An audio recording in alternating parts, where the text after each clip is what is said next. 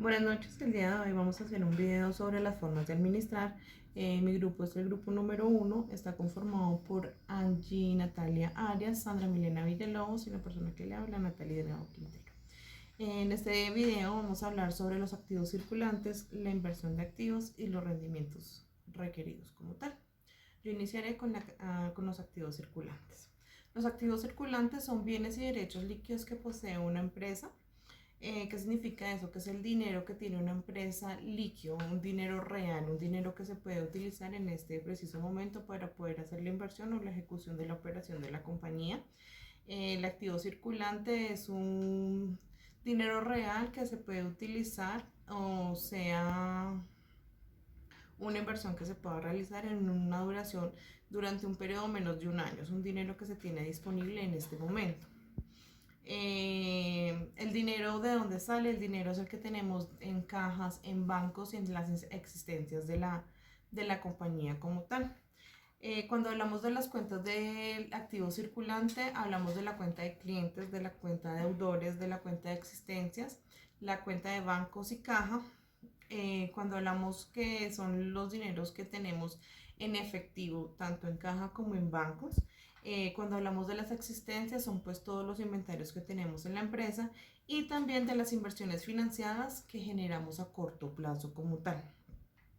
Para realizar una financiación del activo circulante es una financiación que sea a corto plazo, siempre debe ser a corto plazo, que consigue la empresa como tal para poder llevar a cabo los pagos y las deudas que ella debe asumir en este periodo que es inferior a un año como tal. Normalmente, para la administración de los activos circulantes, las compañías tienen un 60 y un 80% del total de los activos para poderlo gerenciar y administrar como tal. Siempre se debe tener la ganancia neta de la compañía, se deben ver los ingresos y menos los costos para poder saber cuál es esa ganancia y con cuánto podemos contar para poder hacer la inversión. Esto con el fin de poder maximizar toda la ganancia que tenemos en la compañía y poder reducir todos los costos como tal, para poder dar una eficiencia en la administración del activo circulante. Buenas noches, mi nombre es Sandra Villalobos. Yo voy a hablarles sobre el tema de inversión y de activos.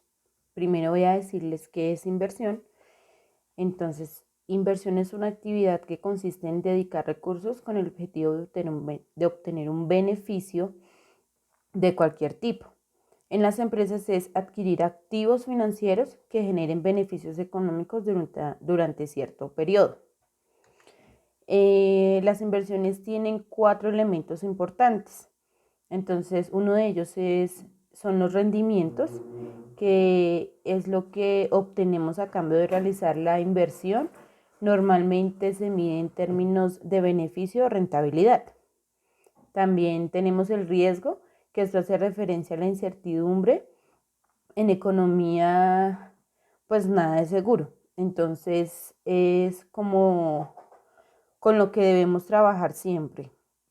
Cosa que cuando hagamos la inversión nos salga como esperemos. O sea, como saber que hay un riesgo y tenerlo en cuenta. La liquidez es la capacidad de convertir una determinada inversión en dinero con pérdidas mínimas respecto al valor. El plazo es el tiempo, digamos que es una de las variables más importantes, porque esto podemos esperar un determinado rendimiento. Entonces depende del tiempo que tardemos en obtenerlo, para saber si compensa o no la inversión que realizamos. Tenemos dos tipos de inversión. Entonces tenemos una inversión temporal, que las inversiones temporales son un tipo de inversión a corto plazo. Estas son útiles a la hora de conseguir liquidez, ya que son fácilmente convertibles en efectivo por medio de su venta en el mercado. Tiene dos características. Entonces, una de las características es que sea negociable o realizable rápidamente. Y la otra característica es que sean destinadas a convertirse en efectivo cuando se necesite en el término de un año o de un ciclo de operaciones.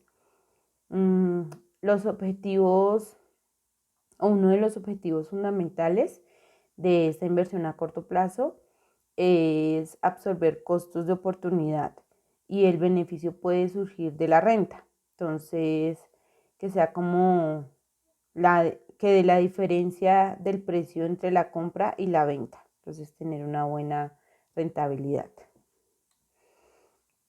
Uno de los ejemplos, bueno, un ejemplo de inversión temporal son los CDTs, que son títulos a valor que emiten los bancos a cambio de invertir su dinero pues allí, ¿no?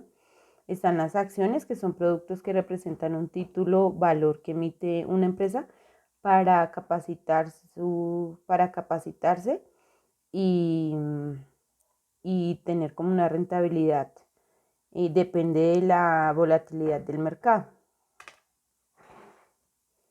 Las inversiones a largo plazo, entonces, bueno, este es el otro tipo de inversiones. Estas son cuando las empresas tienen sobrantes en efectivo que no tienen que utilizarlo de inmediato, se decide que pueden invertir a largo plazo. Es así que la inversión a largo plazo, usualmente orientada a cambios estructurales o grandes adquisiciones, requiere una toma de decisiones fundamentadas en la capacidad efectiva.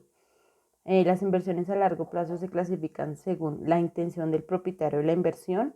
Pueden ser inversiones para la venta conservando hasta su vencimiento, permanentes o de cobertura. Estas inversiones son a más de 5 años. Su principal atractivo reside en lograr un fuerte crecimiento del capital invertido a largo plazo, eliminando así las incertidumbres del día a día. Un ejemplo de inversión a largo plazo, entonces tenemos los fondos de inversión. Los fondos de inversión son instrumentos para quienes buscan invertir a través de la agrupación de pequeños inversionistas para generar mayores rendimientos en la bolsa.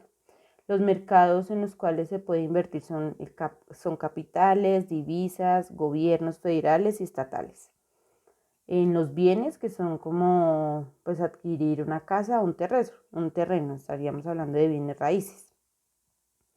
La bolsa, entonces la bolsa de valores funciona como un gran mercado donde se compran y venden acciones basadas en las leyes de libre mercado de oferta y demanda. Las empresas, por su parte, realizan dos tipos de inversiones. Entonces son las inversiones necesarias para llevar su operación normal, como la adquisición de maquinaria, equipos de reparto, edificios, inventarios, etc. Y inversiones de sus excedentes temporales de efectivo para obtener beneficios durante el tiempo que dura la inversión, que generalmente es corta, son días.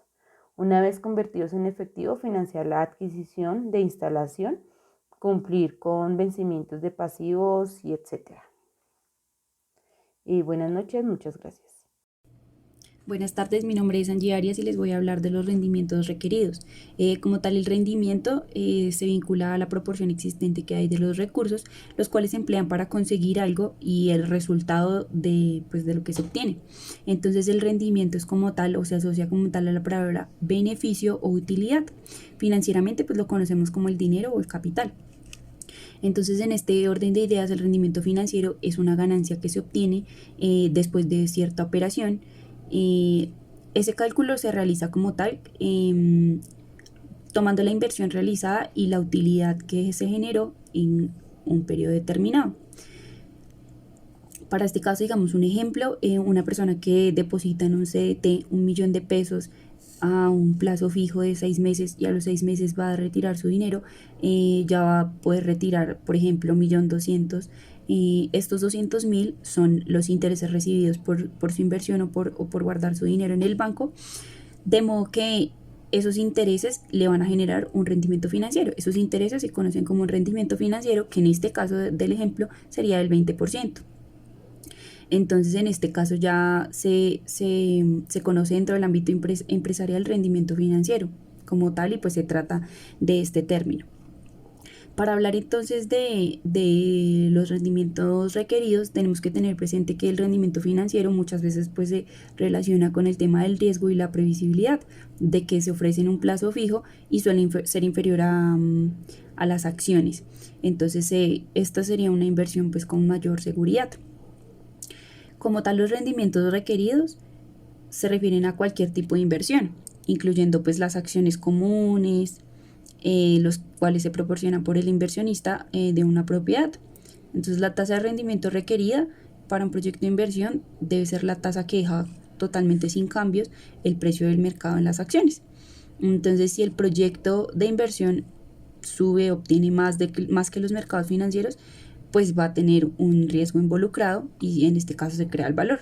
Entonces las fuentes de creación de valor son el atractivo pues de ahorita de la industria como tal y generan pues ventaja frente a los competidores, ventaja competitiva.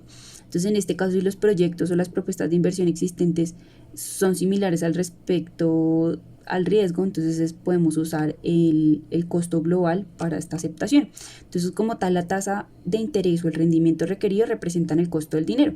Cuando estos fondos se obtienen por medio de la venta de participación de la propiedad o la venta de acciones como tal, la persona demandante va a tener el rendimiento requerido. Entonces, refleja el rendimiento esperado del proveedor de fondos. Entonces ya sin tener en cuenta, digamos que los niveles de riesgo, el costo de los fondos depende de la tasa de interés como tal y pues debe estar ajustada a las expectativas de la inflación y las preferencias de liquidez. Entonces digamos que para atraer inversores pues se trata de lograr obtener la mayor cantidad de utilidades y eso se llama rendimiento requerido. Entonces cuando las empresas calculan como tal su presupuesto de capital, a eso le llaman la tasa de rendimiento mínimo. Y en este caso los inversores solo participan si la tasa de rendimiento esperada es mayor a la tasa de rendimiento requerida, porque pues es difícil calcular esa rentabilidad exigida y a medida de que se vuelven disponibles grandes cantidades de datos, los inversores y los gerentes combinan esa información para decidir en qué proyectos invertir o en cuáles no. Entonces en este caso tenemos presente que todas las inversiones tienen un riesgo implícito, todas lo van a tener ya sea en menor o en mayor medida. Y entonces el rendimiento requerido se utiliza para determinar si esa gratificación o lo que se espera vale la pena el riesgo que se está tomando de ingresar el dinero allí. Entonces la tasa de rendimiento requerida para un proyecto de inversión pues debe ser una tasa la tasa que deja como tal sin cambios en el precio de mercado, ya la tasa definitiva como tal que se obtiene de la inversión.